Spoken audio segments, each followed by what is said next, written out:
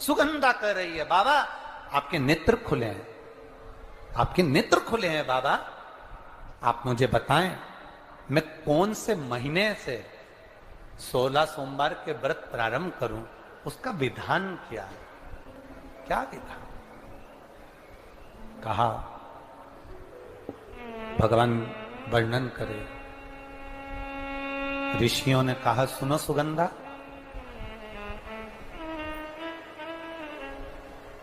ये 16 सोमवार का व्रत कोई साधारण नहीं है। सुगंधा, संतान की प्राप्ति के लिए अगर 16 सोमवार का व्रत उठाया जाता है तो श्रावण के पहले सोमवार से उठाया जाता है। कब से उठाना चाहिए? श्रावण का पहला सोमवार। सुनो सुगंधा, यदि कोई विशेष बीमारी हो गई, बहुत रोग हो गया, तकलीफों में जिंदगी चल रही हो, बहुत कष्टप्रद जीवन चल रहा है, तो बैसाख के महीने के पहले सोमवार से 16 सोमवार का व्रत उठाना चाहिए। और सुनो सुगंधा, उत्तम वर, उत्तम घर, व्यापार, व्यवसाय, नौकरी, पद, प्रतिष्ठा,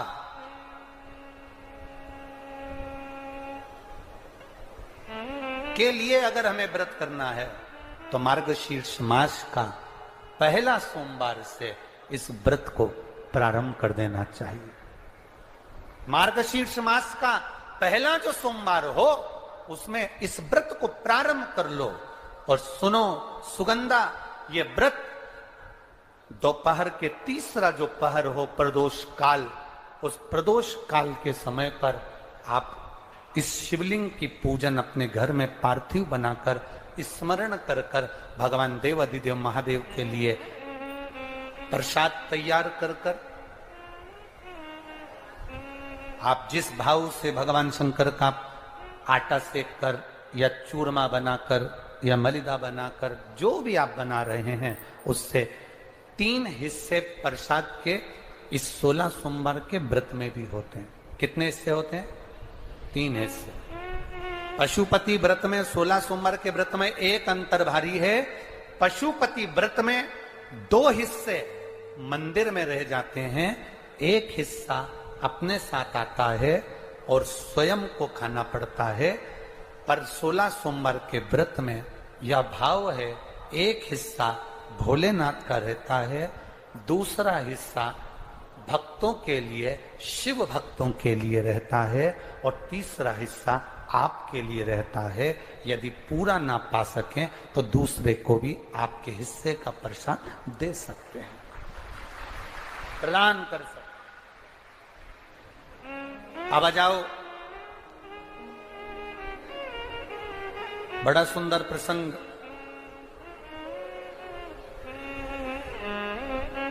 नरसिंह पुराण का आता है। एक बड़ा सुंदर प्रसंग आया।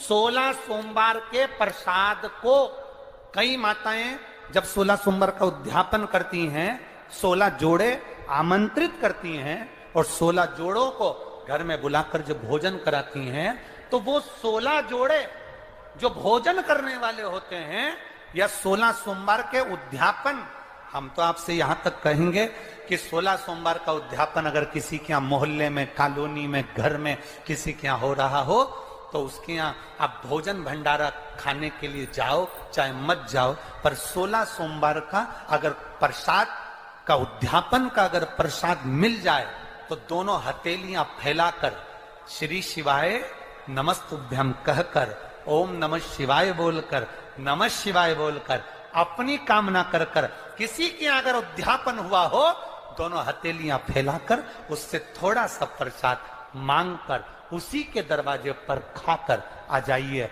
आपकी जिंदगी को सुख का अनुभव हो जाए। तो कोई पूछे ये कथा कहां से ली, तो आप बता देना नरसिंह पुराण में यह वर्णन आता है। कौन से पुराण में है? नरसिंह पुराण में वर्णन आया कि एक बहुरोमा नाम का एक दैत्य था, एक असुर बहुरोमा।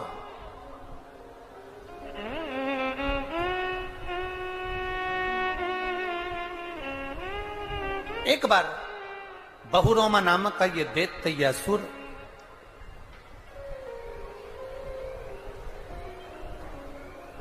मार्ग से निकल कर जा रहा था और किसी एक ऋषिवर ने, एक गुरु ने, एक संत ने उस बहुरोमा दैत्य को देखा। नरसिंह पुराण का चरित्र। कोई आपसे पूछे कि 16 सोमवार के व्रत का प्रसाद का महत्व क्या है, क्या महत्व? बहुत ध्यान देना, यहां पे माताएं पशुपति व्रत करती हैं। पशुपति व्रत अगर आप लोग करते हैं तो उसके 2 हिस्से मंदिर में छूटते हैं प्रसाद के। बोलो री जी जी सही है। मंदिर में आप जो प्रसाद के 2 हिस्से छोड़कर आती हो, बहुत सारी माताएं व्रत करती है और वहां प्रसाद के हिस्से रखे रहते हैं। मंदिर का पुजारी हो, मंदिर के पंडित जी हो, या मंदिर की कोई नारी, कोई पुरुष, कोई बच्चा, कोई बड़ा, उस प्रसाद को एकत्रित कर लेता है और उस प्रसाद को जो भक्त लोग दर्शन करने आते हैं, जिनका पशुपति व्रत नहीं रहता, या जो दर्शन करने आए, या गांव के बच्चे हों, नगर के बच्चे हों, कॉलोनी के बच्चे हों, उनको वो प्रसाद जो वितरण किया जाता है, शिव महापुराण की कथा कहती है, हजारों हजारों अश्वमेध यज्ञ का जो फल प्राप्त होता है वो मात्र वो प्रसाद के वितरण से और उसके पाने से प्राप्त हो जाता है। आप लोगों में से कोई माता ने करा कभी ऐसा? अगर कोई प्रसाद चढ़ाकर गया, पशुपतिनाथ व्रत का 2 हिस्सा छोड़कर गया, और बहुत सारी माताओं ने छोड़ दिया और वो सब चली गई, उसके बाद वो प्रसाद रखा रहता है, तो उसको एक तसले में, एक पात्र में एकत्रित करना चाहिए और उसको बांटना। हजारों अश्वमेध यज्ञ के फल के बराबर वो पुण्यता पशुपतिनाथ के व्रत को वितरण करने की, उसको पाने की।